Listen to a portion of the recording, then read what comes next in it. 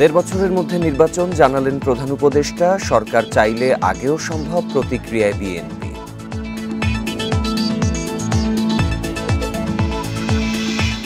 বিজয় দিবস নিয়ে মোদির পোস্টের তীব্র প্রতিবাদ উপদেষ্টার। ভারতের আধিপত্য প্রতিহতের হুঁশিয়ারি ছাত্রনেতাদের।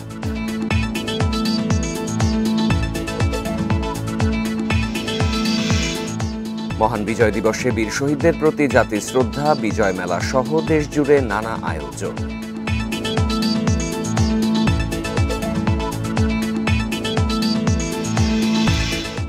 চল্লিশতম বিসিএস এর প্রশিক্ষণরত 25 ক্যাডেট এএসপিকে শোকজ, শৃঙ্খলা ভঙ্গের অভিযোগ।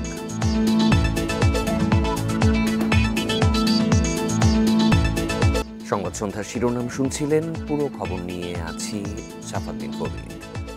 আগামী বছরের শেষে অথবা 2026-এর প্রথমার্ধে দেশে জাতীয় নির্বাচন অনুষ্ঠিত হতে পারে জানিয়েছেন প্রধান উপদেষ্টা প্রফেসর মোহাম্মদ ইউনূস। বিজয় দিবস উপলক্ষে জাতির উদ্দেশ্যে দেয়া ভাষণে তিনি জানান, 6টি সংস্কার কমিশনের চেয়ারম্যানদের নিয়ে জাতীয় ঐকমত্য গঠন কমিশন প্রতিষ্ঠার কাজ চলছে। সাম্প্রদায়িক রাজনীতির মাধ্যমে জাতীয় ঐক্য নস্যাতের চেষ্টা সফল হবে না বলেও জানান তিনি। আমরা সেই অর্জনকে আমাদের দোষে মহান বিজয় দিবসে দল, মত, ধর্ম, বর্ণ নির্বিশেষে সবাইকে ঐক্যবদ্ধ থাকার আহ্বান জানিয়েছেন প্রধান উপদেষ্টা অধ্যাপক মোহাম্মদ ইউনূস। মহান বিজয় দিবসে সোমবার সকালে জাতির উদ্দেশ্যে ভাষণে তিনি এ আহ্বান জানান। আহতদের আত্মত্যাগ 2025 সালের শেষে অথবা 2026 সালের প্রথমার্ধে দেশে জাতীয় নির্বাচন অনুষ্ঠিত হতে পারে বলে জানান প্রধান উপদেষ্টা। প্রবাসী বাংলাদেশিদেরও প্রথমবারের মতো নির্বাচনে ভোটদান নিশ্চিত করা হবে জানান তিনি। অল্প কিছু সংস্কার করে ভোটার তালিকা নির্ভুলভাবে তৈরি করার ভিত্তিতে নির্বাচন সম্পন্ন করতে হয়, তাহলে 2025 সালের শেষের দিকে নির্বাচন অনুষ্ঠান হয়তো সম্ভব হবে। আর যদি এর সঙ্গে নির্বাচন প্রক্রিয়া এবং নির্বাচন সংস্কার কমিশনের সুপারিশের পরিপ্রেক্ষিতে এবং জাতীয় ঐকমত্যের ভিত্তিতে প্রত্যাশিত মাত্রার সংস্কার যোগ করি, তাহলে অন্তত আরও 6 মাস অতিরিক্ত সময় লাগতে পারে। মোটা দাগে বলা যায় 2025 সালের শেষ দিক থেকে 2026 সালের প্রথমার্ধের মধ্যে নির্বাচনের সময় নির্ধারণ করা যায়। অধ্যাপক ইউনূস জানান, 6টি সংস্কার কমিশনের চেয়ারম্যানদের নিয়ে জাতীয় ঐকমত্য গঠন কমিশন প্রতিষ্ঠার কাজ চলছে। আগামী জানুয়ারিতেই ঐকমত্য গঠন কমিশন কাজ শুরু করতে পারে বলেন তিনি। এর কাজ হবে রাজনৈতিক দল সহ সকল পক্ষের সঙ্গে মতামত বিনিময় করে যে সমস্ত বিষয়ে ঐকমত্য স্থাপন হবে সেগুলো চিহ্নিত করা এবং বাস্তবায়নের জন্য সুপারিশ করা। প্রধান উপদেষ্টা বলেন, শ্বেতপত্র প্রণয়ন কমিটির তথ্য বলছে, বিগত সরকারের আমলে বার্ষিক উন্নয়ন ব্যয়ের প্রায় অর্ধেক টাকাই লুটপাট হয়েছে। বিদেশে পাচার করা টাকায় গোলযোগ সৃষ্টি করে ফেসিবাদীরা আবার ক্ষমতায় ফেরার চেষ্টায় আছে জানান তিনি। পাচার করা এই সীমাহীন অর্থ এখন আবার দেশে গোলযোগ সৃষ্টি করে তারা এদেশে ফিরে আসার সুযোগ সৃষ্টির কাজে ব্যয় করছে। প্রফেসর ইউনূস জানান, জুলাই গণহত্যায় জড়িত সবার বিরুদ্ধে আন্তর্জাতিক অপরাধ ট্রাইব্যুনালে মামলা হবে। আসন্ন রমজানে নিত্যপণ্যের সরবরাহ ও দাম সহনীয় রাখতে ব্যবসায়ীদের সঙ্গে কাজ করছে সরকার জানান তিনি। কঠিন, কারণ এই বিষয়ক আইন। Hasif Mahmud Shah, independent news, Dhaka. নির্বাচনের সময় নিয়ে প্রধান উপদেষ্টার বক্তব্যকে স্বাগত জানিয়েছে বিএনপি। তবে সরকার আন্তরিক হলে আরও আগে নির্বাচন দেওয়া সম্ভব বলে মন্তব্য করেছেন দলের স্থায়ী কমিটির সদস্য খন্দকার মোশাররফ হোসেন। আর সরকার সুষ্ঠু নির্বাচন দিয়ে জনগণের কাছে ক্ষমতা হস্তান্তর করবে এমন প্রত্যাশা জানিয়েছেন কমিটির আরেক সদস্য মির্জা আব্বাস। সকালে বিজয় দিবস উপলক্ষে শহীদ রাষ্ট্রপতি জিয়াউর রহমানের সমাধিতে শ্রদ্ধা জানাতে এসে এসব কথা বলেন বিএনপি নেতারা। রাষ্ট্রের সংস্কার প্রসঙ্গে মির্জা আব্বাস বলেন, সংস্কার যুগ যুগ ধরেই চলবে, সময়ের চাহিদায় সংস্কার করতে হবে। বিএনপি ক্ষমতায় যেতে নয়, সাধারণ মানুষের অধিকার আদায় করতে চায় বলেন তিনি। স্থায়ী কমিটির আরেক সদস্য সালাউদ্দিন আহমেদ বলেন, নির্বাচন নিয়ে শুধু ধারণা দেয়া যথেষ্ট নয়, দিন তারিখ সহ নির্বাচনের সুনির্দিষ্ট রোডম্যাপ তুলে ধরতে সরকারের প্রতি আহ্বান জানান তিনি। নির্বাচনে যারা পার্টিসিপেট করবে, যারা অংশী হন, তারা যদি চায় উনি যৌক্তিক সময় নির্বাচন দেবেন, সাধুবাদ জানায়, কিন্তু এর বাইরে কোনো কথা থাকতে পারে না। আগামী বছর ডিসেম্বর নয়, আপনারা যদি আন্তরিক হন, নির্বাচন কমিশন যদি আন্তরিক হয়, তার আগেই এদেশে একটি সুষ্ঠু নিরপেক্ষ নির্বাচন দেওয়া সম্ভব। মহান বিজয় দিবস নিয়ে ভারতের প্রধানমন্ত্রী নরেন্দ্র মোদীর একটি পোস্টে তীব্র প্রতিবাদ জানিয়েছেন আইন উপদেষ্টা আসিফ নজরুল। সোমবার নিজের ভেরিফাইড ফেসবুক পেজে পোস্ট করে প্রতিবাদ জানান তিনি। নরেন্দ্র মোদীর ফেসবুক পোস্টে স্ক্রিনশট যুক্ত করে উপদেষ্টা লিখেছেন, 16ই ডিসেম্বর 1971 ছিল বাংলাদেশের বিজয়ের দিন। ভারত ছিল এই বিজয়ের মিত্র, এর বেশি কিছু নয়। মোদীর পোস্ট নিয়ে বৈষম্য বিরোধী ছাত্র আন্দোলনের আহ্বায়ক হাসনাত আবদুল্লাহ নিজের ভেরিফাইড ফেসবুক পেজে তীব্র প্রতিক্রিয়া জানিয়ে লিখেছেন, এটি বাংলাদেশের মুক্তিযুদ্ধ। পাকিস্তানের বিরুদ্ধে বাংলাদেশের স্বাধীনতা যুদ্ধ সংঘটিত হয়েছিল, কিন্তু মোদির দাবি এটি শুধু ভারতের যুদ্ধ এবং তাদের অর্জন। তাদের বক্তব্যে বাংলাদেশের অস্তিত্বই উপেক্ষিত।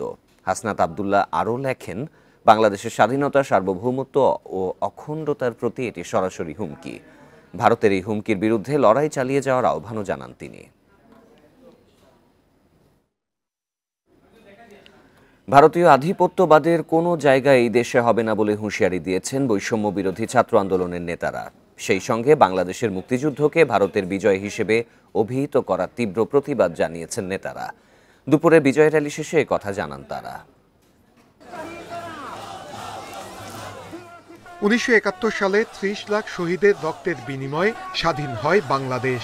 শ্রেণী বৈষম্যহীন অসাম্প্রদায়িক দেশ গড়ার প্রত্যয়ে হয় এই যুদ্ধ। কিন্তু স্বাধীনতার 53 বছরেও এই চেতনার বাস্তবায়ন না হওয়ায় গত 15 বছরের ফ্যাসিস্ট শাসনের বিরুদ্ধে আন্দোলনে নামেন শিক্ষার্থীরা।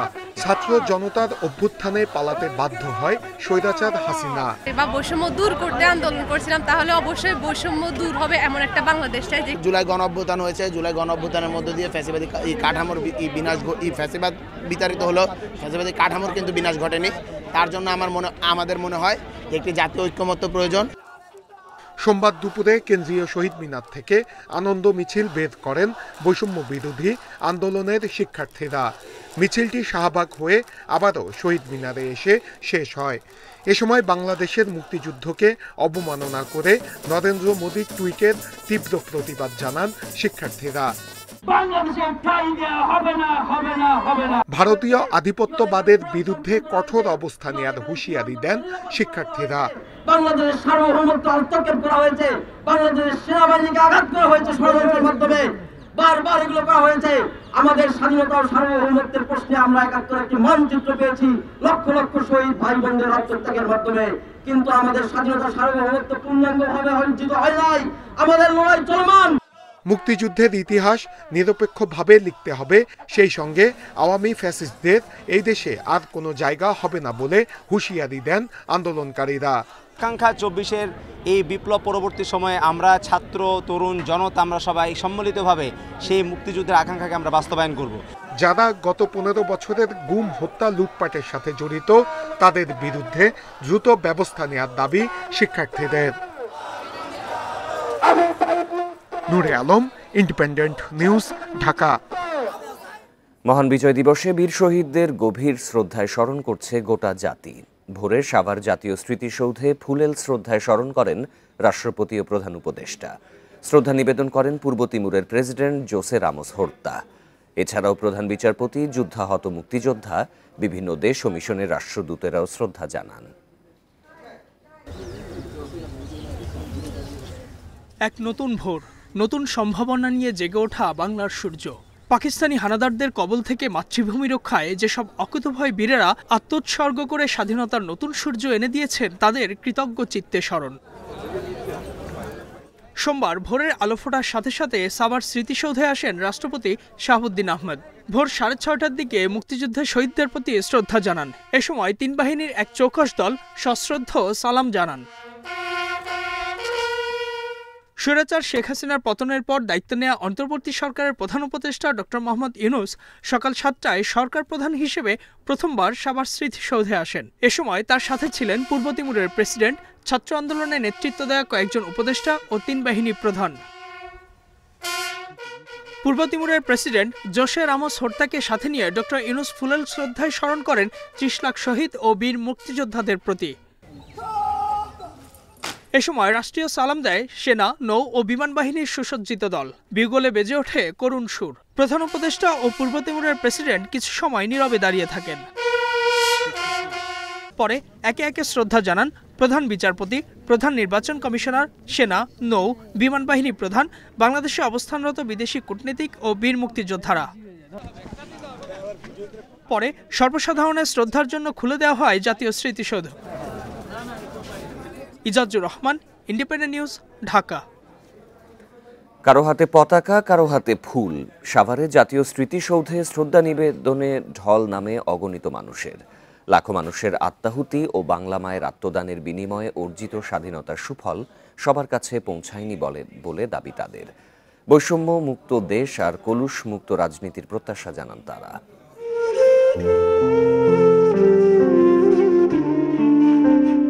পাকিস্তান হানাদারের সাথে 9 মাস রক্তক্ষয়ী যুদ্ধে 30 লাখ শহীদদের রক্তের বিনিময়ে বাংলার আকাশে মুক্তির নিশান ওড়ার দিন ফিরে এলো আবার মহান বিজয় দিবস।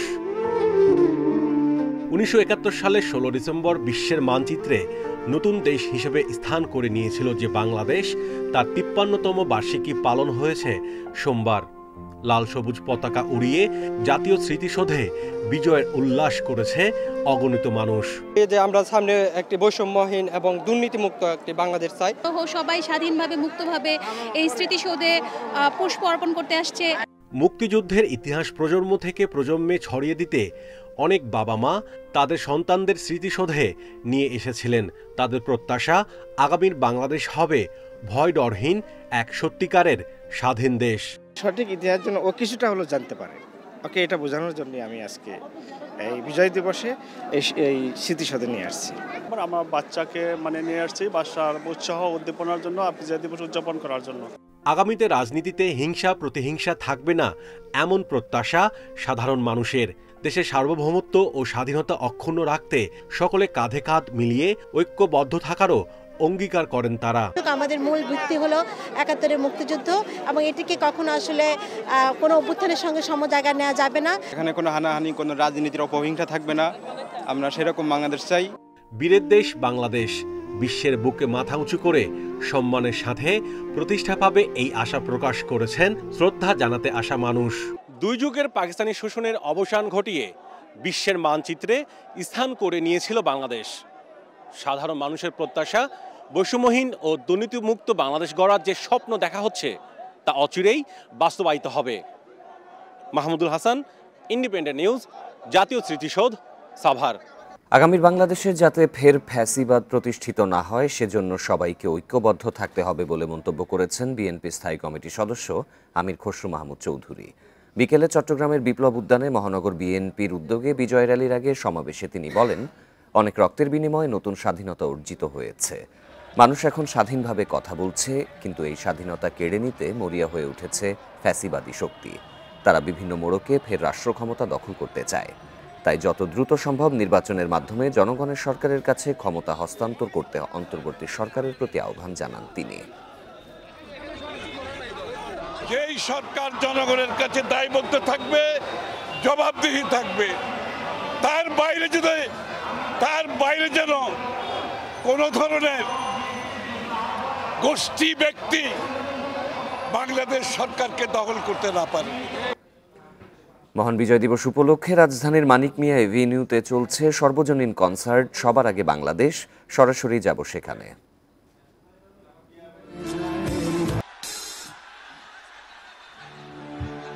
ইচ্ছে ছিল সারা রাত আপনাদের সামনে গান গাইবো, ইচ্ছে ছিল।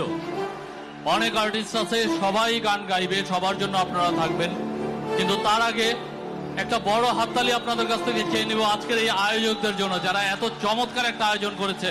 এত মানুষ আপনারা তাদের ডাকে সাড়া দিয়ে এখানে এসেছেন, গান শুনতে এসেছেন। Thank you. রাজধানীর মানিক মিয়া এভিনিউতে চলছে কনসার্ট সবার আগে বাংলাদেশ, দেখছিলেন অংশবিশেষ। নারায়ণগঞ্জে স্মৃতিস্তম্ভে ফুল দেয়াকে কেন্দ্র করে বিএনপি 2 গ্রুপের সংঘর্ষে 10 জন আহত হয়েছেন।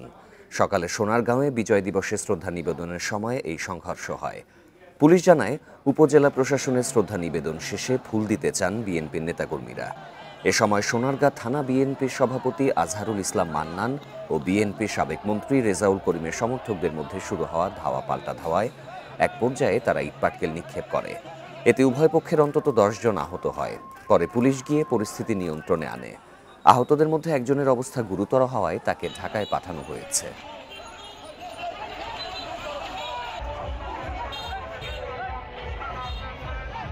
চলতি অর্থবছরের জুলাই থেকে নভেম্বর 5 মাসে বার্ষিক উন্নয়ন কর্মসূচি এডিপি বাস্তবায়নের হার কমে দাঁড়িয়েছে 12.29%, যা 1 দশকেরও বেশি সময়ের মধ্যে সর্বনিম্ন।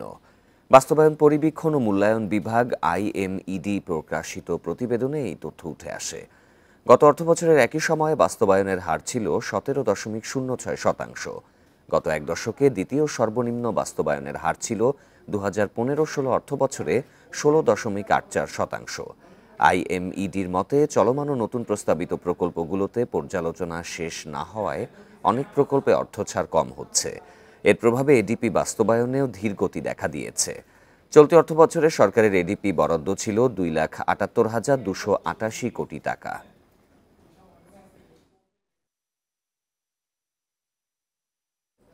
শৃঙ্খলা ভঙ্গের অভিযোগে 40তম BCS এর 25 জন ক্যাডেট ASPকে শোকজ করেছে সারদা পুলিশ একাডেমি কর্তৃপক্ষ। পুলিশ সদর দপ্তরের মিডিয়া ইউনিটের AIG এনামুল হক সাগর বিষয়টি নিশ্চিত করেছেন। তিনি জানান, 26শে নভেম্বর প্রশিক্ষণ চলাকালে দৌড় না দিয়ে এলোমেলোভাবে হাঁটতে থাকেন তারা। প্রশিক্ষক তাদের দৌড়াতে বললেও তাতে কর্ণপাত করেননি, উল্টো কটূক্তি করেন ক্যাডেটরা। এমন শৃঙ্খলা পরিপন্থী আচরণের জন্য তাদের বিরুদ্ধে কেন ব্যবস্থা নেওয়া হবে না সে বিষয়ে ব্যাখ্যা চাওয়া হয়েছে। এর আগে শৃঙ্খলা ভঙ্গের অভিযোগে রাজশাহীর সারদা পুলিশ একাডেমিতে 40তম ব্যাচের 804 জন প্রশিক্ষণার্থী ASI ক্যাডেটদের মধ্যে 313 জনকে অব্যাহতি দেয়া হয়।